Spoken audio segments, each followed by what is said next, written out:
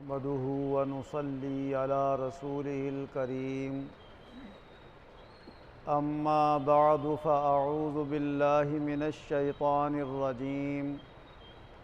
بسم الله الرحمن الرحيم فاذكروني أذكركم واشكروا لي ولا تكفرون۔ اللہ تبارک و تعالی اپنے کلام عظیم میں ارشاد فرما رہا ہے، تم مجھے یاد کرو میں تمہیں یاد کروں گا، تم میرے شکر گزار بنو ناشکری مت کرو۔ جب اللہ کا کوئی بندہ اللہ کو یاد کرتا ہے، کثرت سے اس کا ذکر کرتا ہے، تو اللہ تبارک و تعالی اپنے اس بندے کو یاد بھی کرتا ہے، اس کا ذکر بھی کرتا ہے، اور اللہ اس بندے کو اپنا خاص بنا لیتا ہے، اپنے مقرب بندوں میں اسے داخل فرما لیتا ہے۔ لیکن جس طرح ہر دوا کے لیے یہ بھی ضروری ہوتا ہے کہ بندہ دوا کے ساتھ ساتھ پرہیز بھی کرے، جب ہی اس کی جسمانی بیماریاں دور ہوں گی، اسی طرح اللہ کا ذکر، اللہ کی یاد، اللہ کی عبادت اور اللہ کے احکام کو پورا کرنے کے ساتھ ساتھ اللہ نے یہاں پر بھی ایک پرہیز رکھا ہے کہ بندہ اپنے آپ کو گناہوں سے بچائے، برائیوں سے بچائے، اور خاص طور سے جو اللہ کے مقرب بندوں میں داخل ہونا چاہتا ہے، وہ ایک اہم بیماری اور اہم برائی ہے، اس سے اپنے آپ کو ضرور بچائے، وہ ہے اللہ کے نیک بندوں کی شان میں گستاخی کرنا، اور اللہ کے ولی کو نہ پہچان کر، اس کے مرتبے سے واقف نہ ہو کر اس کے لیے اپنی زبان سے کوئی غلط بات نکال دینا، یہ ساری نیکیوں کو عکارت اور برباد کر دیتا ہے۔ بخاری شریف کی مستند حدیث ہے، حضرت ابو ہریرہ رضی اللہ عنہ سے روایت ہے کہ حضور صلی اللہ علیہ وسلم نے ارشاد فرمایا، اللہ تعالیٰ فرماتا ہے، من عاد لی ولیا فقد آذنتہ بالحرب، جو میرے کسی ولی سے دشمنی کرتا ہے تو اس سے میرا اعلان جنگ ہے۔ اب ایک طرف تو بعض لوگ جنہیں ہم بدعقیدہ کہتے ہیں، پانچوں وقت کی نمازیں بھی پابندی سے پڑھ رہے ہیں، قرآن کی تلاوت بھی بڑی کثرت سے کر رہے ہیں، تسبیحیں بھی خوب چلتے پھرتے اٹھتے بیٹھتے پڑھ رہے ہیں، مگر کبھی کبھی ان کی زبانوں سے کچھ ایسی باتیں نکل جاتی ہیں جو اللہ کے ولیوں کی شان میں گستاخی اور بے ادبی بن جاتی ہیں، اور وہ ان کی ساری عبادتوں کو لے کر ڈوب جاتی۔ ورنہ اتنی عبادتیں کرنے سے تو بندہ نہ جانے کہاں سے کہاں پہنچ جائے، کتنا قرب خداوندی حاصل کر لے۔ حدیث قدسی میں اسی میں اللہ تعالیٰ فرماتا ہے کہ میں جتنا اپنے بندے سے محبت فرض عبادت کرنے کی وجہ سے کرتا ہوں، اتنا کسی عبادت کی وجہ سے اپنے بندے سے محبت نہیں کرتا۔ اور میرا بندہ جب فرائض کی پابندی کے ساتھ ساتھ نوافل کی کثرت بھی کرتا ہے اور نوافل عبادت کے ذریعے میرا قرب حاصل کرتا ہے، تو میں اپنے بندے کے اتنا قریب ہو جاتا ہوں کہ اس کے وہ کان بن جاتا ہوں جس سے وہ سنتا ہے، اس کی آنکھ بن جاتا ہوں جس سے وہ دیکھتا ہے، اس کا ہاتھ بن جاتا ہوں جس سے وہ پکڑتا ہے، اس کا پاؤں بن جاتا ہوں جس سے وہ چلتا ہے۔ تو جب اللہ کی یاد، اللہ کی کثرت سے عبادت اور اس کا ذکر اتنا فائدہ مند ہے کہ اللہ اپنے بندے کو اتنا قریب کر لیتا ہے، فرماتا ہے کہ بس اب تو تیرے کان اور میرے کان ایک ہیں، تیری آنکھیں اور میری آنکھیں ایک ہیں، تیرا ہاتھ اور میرا ہاتھ ایک ہے، تیرا بدن اور میرا بدن، میں بدن سے تو پاک ہوں مگر اب میں تو ہے اور تو میں ہوں، جس کو عرب فارسی کے کسی شاعر نے کہا ہے کہ خدا کے اگر بننا ہے تو ایسے بن جاؤ، من تو شدم تو من شدی، میں تو ہو جاؤں تو میں ہو جا، من تن شدم تو جان شدی، میں جسم بن جاؤں تو میرے جسم کی جان بن جا۔ تا کس نگوید بعد ازیں من دیگرم تو دیگری، تاکہ اس کے بعد پھر یہ کوئی نہ کہہ سکے کہ میں کچھ اور ہوں اور تو کچھ اور ہے، بلکہ میں اور تو ایک ہی ہیں۔ جس کو ایک دوسرے فارسی کے شاعر نے کہا ہے کہ خاصان خدا خدا نہ باشند مگر ز خدا جدا نہ باشند، جو اللہ کے خاص بندے ہوتے ہیں وہ اللہ نہیں ہوتے ہیں مگر اللہ سے جدا بھی نہیں ہوتے۔ اور اسی بخاری شریف کی روشنی میں یہ بزرگان دین نے اقوال پیش کیے ہیں کہ جب اللہ فرما رہا ہے کہ پھر میں اس کے کان بن جاتا ہوں، میں اس کی آنکھ بن جاتا ہوں، گویا وہ میں ہو جاتا ہے اور میں وہ ہو جاتا ہوں، تو پھر ان کے اندر ہمت پیدا ہو گئی ایسے اشعار کہنے کی، ورنہ بندے کی کیا جرأت ہے کہ وہ کوئی بات اپنی طرف سے ایسی کہہ سکے جو اللہ کی شان کے لائق نہ ہو، اللہ کے محبوب بندوں کی شان کے لائق نہ ہو۔ اور فرمایا اللہ تبارک و تعالی نے اس حدیث قدسی میں کہ جب میں اپنے بندے کے اتنے قریب ہو جاتا ہوں تو پھر تو میرا بندہ مجھ سے جو مانگتا ہے اسے دے دیتا ہوں، مجھ سے پناہ مانگتا ہے تو پناہ دے دیتا ہوں، کچھ اور طلب کر دیتا ہے تو وہ دے دیتا ہوں، مگر ایک دن میرے بندے کے اوپر ایسا بھی آنا ہے کہ اسے دنیا سے جانا ہے، اور روح نکلنے میں ہر ایک کو کچھ نہ کچھ تکلیف ہوتی ہے۔ تو مجھے کسی چیز سے کبھی تردد نہیں ہوا ہے، کبھی میں نے نہیں سوچا کہ کروں نہ کروں، جو میں چاہتا ہوں وہ کر دیتا ہوں، لیکن اس موقع پر مجھے سوچنا پڑتا ہے کہ میں اب روح نکلواؤں گا اپنے بندے کی تو اسے تکلیف ہوگی، اور مجھے اس کی تکلیف پہنچنا پسند نہیں ہے، مگر میرا فیصلہ یہی ہے کہ دنیا میں مجھے رکھنا نہیں ہے، یوں اپنے بندے کی روح نکلواتا ہوں۔ اتنی محبت اللہ اپنے ولیوں سے کرنے لگتا ہے، اپنے مقرب بندوں سے کرنے لگتا ہے۔ لہٰذا ضروری ہے کہ ہم اگر ایک طرف علم دین حاصل کر کے علماء حق میں داخل ہونا چاہتے ہیں، عبادتیں اور ریاضتیں کر کے اللہ کے مقرب بندوں میں داخل ہونا چاہتے ہیں، تو دوسری طرف پرہیزگاری کے ساتھ بھی زندگی گزاریں، اپنی نگاہوں کی غلط باتوں سے حفاظت رکھیں، اپنی زبان کی غلط باتوں سے حفاظت رکھیں، اپنے کانوں کی دوسروں کی برائی اور غیبت سننے سے اور بری باتیں سننے سے اور فحش باتیں سننے سے اپنی حفاظت کریں، تبھی اللہ کے یہاں یہ مقام حاصل ہوتا ہے۔ ورنہ بعض لوگ ایسے بھی گزرے کہ علم میں بھی کمال حاصل کیا، نسبت اور رشتے بھی بڑے اعلیٰ درجے کے مل گئے، عبادتیں اور ریاضتیں بھی ہیں، علم سیکھ رہے ہیں اور سکھا رہے ہیں، مگر جب تخت پہ جلوہ افروز ہوتے ہیں اور جوش میں تقریریں کرنا شروع کرتے ہیں تو ایک طرف اللہ رسول کی تعریف بھی کر رہے ہیں تو دوسری طرف دوسری جماعت والوں اور پارٹیوں والوں کو نشانہ بنا کر ان کی شان میں گستاخیاں بھی کر رہے ہیں۔ کیا پتہ دوسری جماعت کا جس کا تم نام لے کر کہہ رہے ہو وہ اللہ کا کوئی مقرب بندہ ہو، اس کے احوال چھپے ہوئے ہوں، تمہیں کیا پتہ وہ کون ہے، تمہیں کیا حق بنتا ہے جب تک تم اس کو اندر باہر سے جانتے نہیں، اور اگر جان بھی لو گے برائی تو یہ حق ہے کہ اس کے پاس جا کر سمجھاؤ گے کہ یہ بات غلط ہے، اسٹیج پر بیٹھ کر اسے رسوا نہیں کرو گے، بدنام نہیں کرو گے۔ جب ایسا کیا تو اس کا نتیجہ بھی بھگتنا پڑا۔ ایسے ایسے شان والے عالموں کو ہم نے یہ دیکھا کہ تباہ و برباد ہو گئے، جو دوسروں کے لیے غلط باتیں اور غلط خیال اپنے دلوں کے اندر رکھتے تھے۔ اس لحاظ سے ذکر اور عبادت کے ساتھ ساتھ اللہ کا قرب حاصل کرنے کے لیے ضروری ہے، اگر ایک طرف اللہ نیک کام کرنے کی توفیق دے تو اللہ سے یہ بھی دعا کریں کہ اللہ ایسی برائیوں سے بچنے کی بھی توفیق عطا فرما دے۔ حضور نبی اکرم صلی اللہ علیہ وسلم نے جتنا کثرت سے اللہ کو یاد کیا ہے، جتنی کثرت سے اللہ کی عبادت کی ہے، فرائض و واجبات کی پابندی کے ساتھ جتنی نفلی عبادتیں رسول اکرم صلی اللہ علیہ وسلم نے کی ہیں، کس کی ہمت ہے جو ایسا کر سکے گا؟ روزہ رکھا، افطار کا وقت ہوا، ذرا سا پانی پی لیا اور رات بھر پھر بھوکے پیاسے، سحری میں ذرا سی کھجور کھا لی، کوئی پانی پی لیا، دوسرے دن پھر ویسی روزہ ہے، 2 دن 3 دن 4 دن گزر جاتے ہیں اور آپ اسی طرح تہ بتے روزے رکھتے چلے جا رہے ہیں۔ اور خالی روزے نہیں ہیں، روزے کے ساتھ ساتھ غریبوں کی دیکھ بھال بھی ہے، تبلیغ بھی ہے، نمازوں کی پابندی بھی ہے، بیواؤں، یتیموں، کمزوروں کی خدمت بھی ہے، یہ سارے کام بھی ہیں۔ پھر رات کو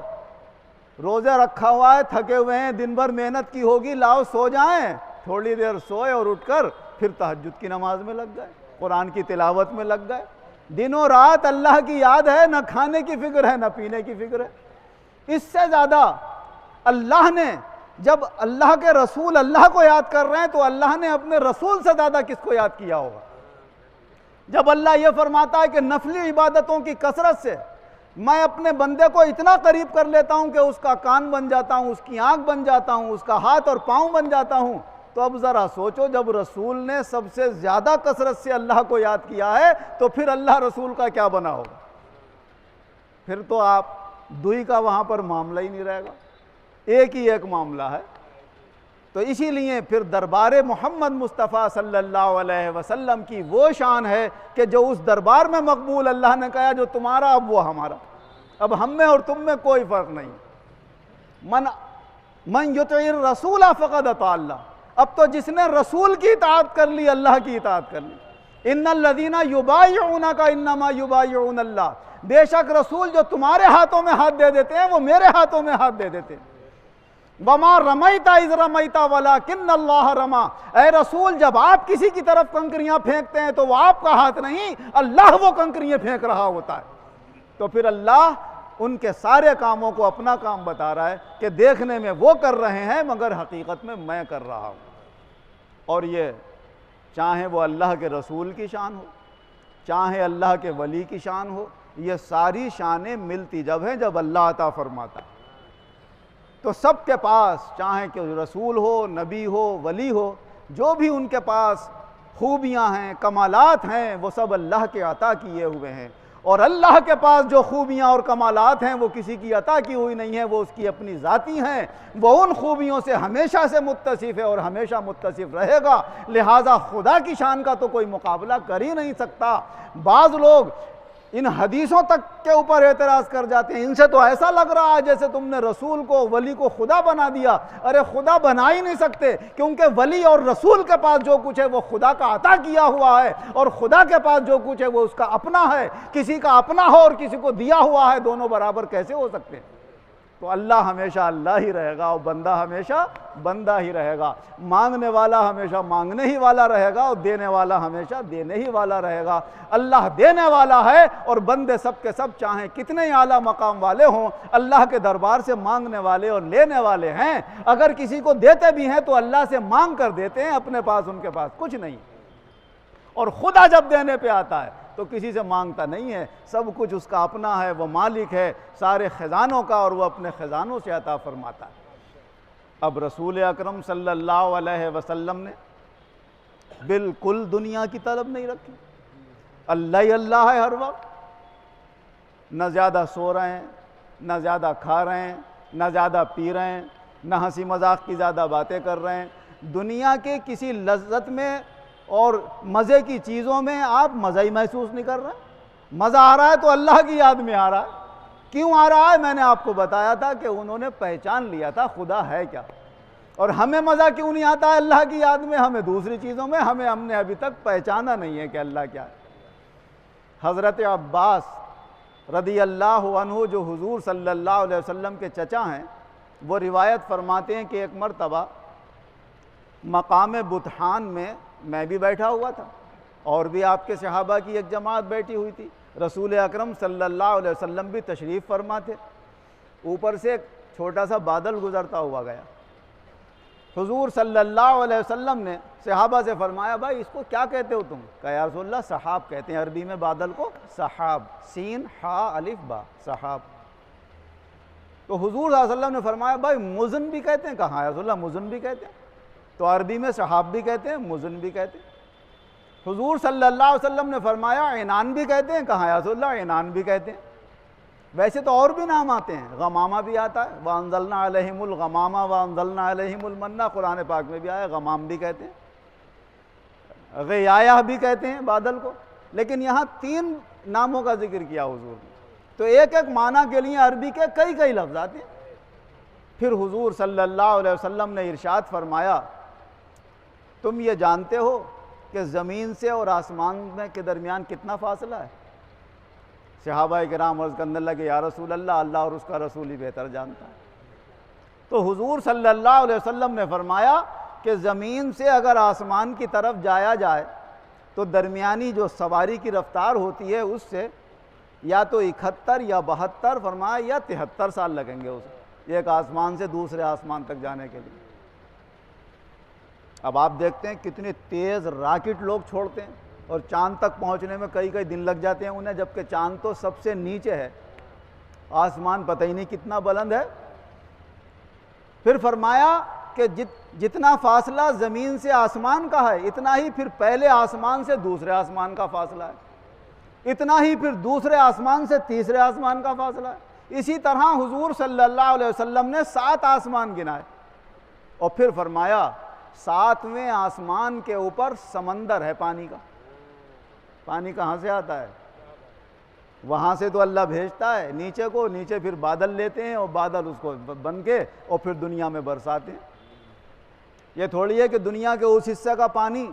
کوئی دوڑتا ہوا آ گیا اور کسی ملک کو بہا کر لے گیا اور طوفان آ گئے اور سیلاب آ گئے۔ اللہ کے یہاں کسی چیز کی کوئی حد نہیں ہے۔ فرمایا وہ سمندر چاروں طرف سے گھیرے ہوئے سارے آسمانوں کو، اور اتنا پانی ہے اس میں، فرمایا تلی سے لے کر اوپر کی سطح تک اگر جایا جائے گا تو اتنا ہی وقت لگے گا جتنا زمین سے آسمان تک جانے میں، اتنا پانی ہے وہ۔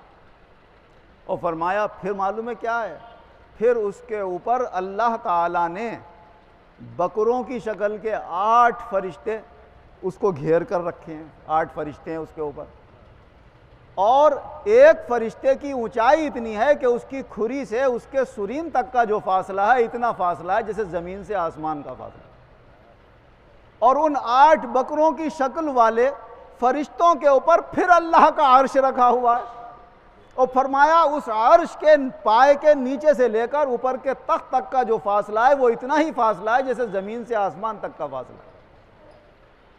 خدا کی قدرت اپنے احاطے میں کن کن چیزوں کو سمائے ہوئے، اور پھر یہ تو وہ موٹی موٹی چیزیں جو رسول اکرم صلی اللہ علیہ وسلم نے بیان فرما دی، پھر سائنسداں جو اپنی تحقیق بیان کرتے ہیں تو کہتے ہیں وہ زمین جس پر ہم اور آپ آباد ہیں، اللہ کے پیدا کیے ہوئے ان مقامات سے جو گولائی کی شکل میں ہیں، اگرچہ ان کی وسعت بہت ہے کہ اس گولائی پر جم سکتا ہے، رہ سکتا ہے آدمی، مگر یہ زمین ایک چھوٹا سا گولا ہے، اس سے بڑے بڑے لاکھوں گولے اس خلے کے اندر تیر رہے ہیں۔ یہ جو ہمیں سورج دکھتا ہے، یہ چاند دکھتے ہیں، یہ بھی بعض ہماری زمین سے بھی بڑے ہیں، سورج ہزاروں گنا بڑا ہے ہماری زمین سے، اور کچھ وہ سیارے ہیں جو ہمیں آپ کو دکھتے نہیں، رات میں ستاروں کی شکل میں جو چمکتے ہیں، یہ بھی ان میں سے ایک ایک ستارہ بعض اتنا بڑا ہے جو ہماری زمین سے بھی بڑا ہے، اور لاکھوں کروڑوں ہیں ایسے، اور وہ سب خدا کی قدرت سے کوئی باہر نہیں ہے، ہر ایک خدا کی قدرت کے احاطے میں ہے۔ تو حضور اکرم صلی اللہ علیہ وسلم یہاں خدا کی قدرت کو سمجھانا چاہتے ہیں۔ حضرت جبیر بن مطعم رضی اللہ عنہ روایت فرماتے ہیں کہ حضور صلی اللہ علیہ وسلم کی خدمت میں ایک جنگل کا رہنے والا سیدھا سادہ آدمی حاضر خدمت ہوا اور آ کر کہنے لگا، یا رسول اللہ، قحط سالی کا سا حال ہے، بارش نہیں ہو رہی ہے، کھیتیاں برباد ہو گئی ہیں، بچے بھوکے ہو گئے، جانور ہلاک ہونے لگے، مال سب برباد ہوئے جا رہے ہیں، ہم آپ سے بارش کے لیے دعا کرانے آئے، اور آپ کو چونکہ ہم اللہ کے دربار میں سفارشی بناتے ہیں، آپ کی سفارش اور آپ کا وسیلہ دے کر ہم اللہ سے دعائیں کرتے ہیں، اب ہم آپ کے دربار میں اللہ کو سفارشی بنا کر لائے ہیں، اللہ کا واسطہ دیتے ہیں کہ آپ بارش کروا دیجئے۔ وہ حضور جو تھے کپ کپ آنے لگے، ارے ارے کیا کہتا ہے، سبحان اللہ سبحان اللہ سبحان اللہ، جیسے گھبراہٹ طاری ہو گئی، ارے کیا کوئی ہے ایسا کہ اللہ کو سفارشی بنا کر لایا جائے اس کے دربار میں؟ اللہ کا دربار تو عظیم ہے، اس کے رسول کو سفارشی بنا کر لے کر جاؤ، اس کے مقرب بندوں کو لے جاؤ، تو بڑے کے دربار میں چھوٹے کو لے کر جایا جاتا ہے۔ اگر ہم شہر کے کسی معزز آدمی کو ڈی ایم صاحب کے پاس سفارشی بنا کر لے کر جائیں گے تو وہ معزز آدمی ڈی ایم صاحب سے بڑا تھوڑی ہوگا، عہدہ تو ڈی ایم صاحب کا اونچا ہے۔ کیا ہم ڈی ایم صاحب سے کہیں گے صاحب ذرا آپ ہماری سفارش کر دیجئے، چل کے اس کے پاس اتنے پیسے آ رہے ہیں وہ نہیں دے رہا، تو یہ تو ان کی شان میں گستاخی ہوگی۔ میں جاؤں گا، ابھی فون کروں گا، آرڈر دوں گا، ایک کو بھیجوں گا پولیس والے کو، پکڑ کے یہیں پہ لے آئے گا، میں سفارشی بن کر جاؤں گا وہاں پہ۔ تو بڑا کبھی چھوٹے کے دربار میں نہیں جاتا۔ رسول کتنی ہی شان والے ہیں مگر اللہ سب سے بڑا ہے، سب سے عظمت و شان والا ہے۔ فرمایا تو ہمارے دربار میں اللہ کو لائے گا سفارشی بنا کر؟ جانتا ہے اللہ کا مقام کیا ہے؟ فرمایا دیکھ کتنے آسمان گنا دیے، کتنی بلندیاں ان کی گنا دی، اس کے اوپر عرش۔ فرمایا اس کے باوجود جب اللہ اپنے عرش پر جلوہ افروز ہوتا ہے تو وہ عرش ایسے چرچر بولتا ہے جیسے کوئی سوار اپنی سواری پر اس میں جو پالان رکھا ہوتا ہے اس پر بیٹھتا ہے تو وہ جیسے چرچر بولتا ہے۔ فرمایا خدا کی قدرت سے ایسے بولتا ہے۔ جانتا ہے خدا کی قدرت کتنی وسیع ہے؟ تو وہ ہے اللہ۔ حضور نے پہچانا، ان ساری چیزوں کو سمجھا، خدا کی قدرت اور اس کے تمام عظمت والی شانوں تک حضور صلی اللہ علیہ وسلم کو معرفت اور رسائی حاصل ہو گئی۔ اسی لیے حضور جانتے تھے ارے جب ایسی شان والی، ایسی خوبیوں اور کمالات والی ہستی میرے سامنے ہے تو اب میں کس کو یاد کروں،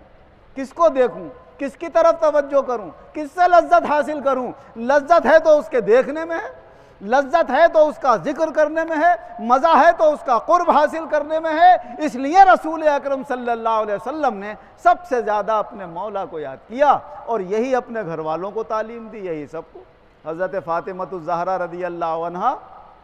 اللہ کی یاد میں، اللہ کی عبادت میں مگن رہتی تھی۔ اگر دنیا کی کبھی کوئی ضرورت پیش بھی آئی، حضرت علی نے کہا بھی جاؤ جاؤ، غلام آئے ہوئے ہیں، غلام حضور کے پاس، سارا کام خود کرنا پڑتا ہے، ایک آدھ غلام مانگ لاؤ حضور سے۔ تو حضور صلی اللہ علیہ وسلم نے فرمایا بیٹی غلام تو ہم نے بانٹ دیے،